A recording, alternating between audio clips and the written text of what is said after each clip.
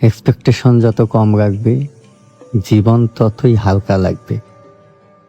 কারণ প্রত্যাশা মানেই অদৃশ্য এক বোঝা, যা আমরা নিজের কাঁধে নিজেই তুলে নেই। তারপর ক্লান্ত হয়ে পড়ি মানুষের আচরণে, কথায়, অবহেলায়।